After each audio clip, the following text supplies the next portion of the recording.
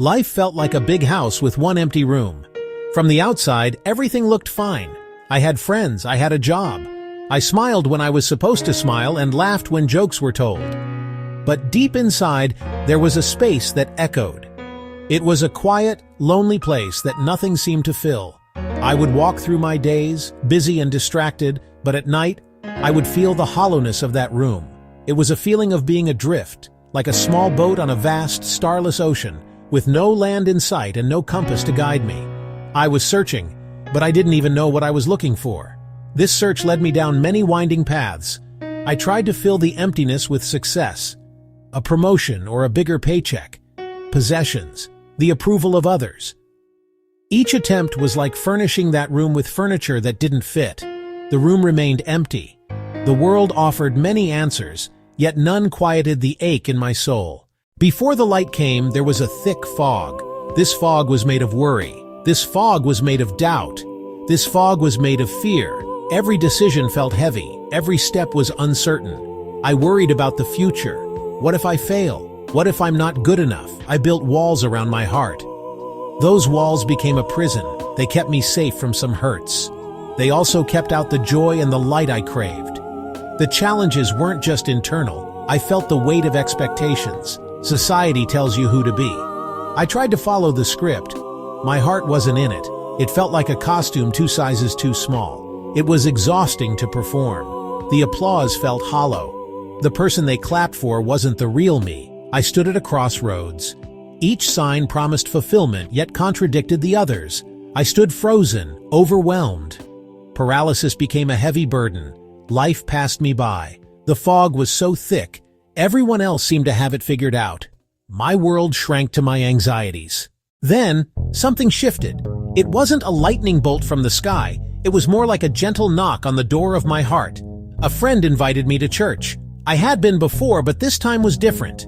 I wasn't going to please someone or to check a box. I was out of options, tired of trying to fix the emptiness on my own. But then the pastor started talking. He spoke of grace, a God who meets us in our mess and confusion. His words were like water on dry ground, a love that wasn't earned but freely given, a love that didn't depend on my performance or my success.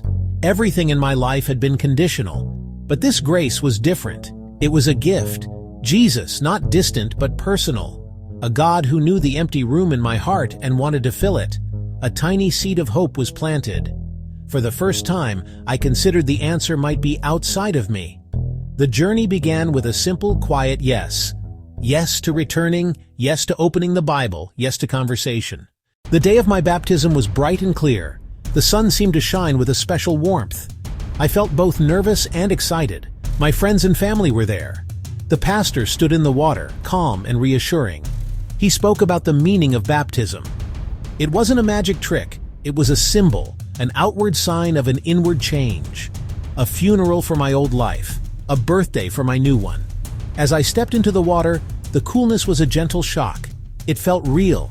It felt significant. He asked if I believed Jesus was the Son of God, and if I had accepted him as my Lord and Savior. My answer was firm. I do. With those words, a lifetime of striving ended. It was surrender. He gently lowered me back. For a brief moment, the world went silent, peaceful. My fears and failures washed away. The weight lifted. I was buried with Christ. Then I was raised up. I took a deep breath, a breath of new life. The world looked different, brighter, more vibrant. I was smiling for real. I felt clean. I felt new. The empty room in my heart was no longer empty. After my baptism, life didn't magically become perfect. The storm still came. There were still challenges. But I was no longer alone. The fog lifted, replaced by the light of his guidance. I now had a compass. The Bible became a lamp to my feet. The constant hum of anxiety was replaced by a quiet confidence, not in myself but in the one who holds me. I learned to trade worries for prayers, handing my burdens to a God strong enough to carry them. Success was no longer defined by my job title or bank account, but by my faithfulness. Possessions lost their grip. True treasure is in relationship with the Creator. My identity was no longer rooted in opinions, but in the truth that I am a beloved child of God. This foundation gave me strength. I could face criticism without crumbling and failure without despair. I was free. Love began to grow in my heart. The empty room overflowed. Relationships were healed. I became a better friend, a more patient family member, a more compassionate stranger.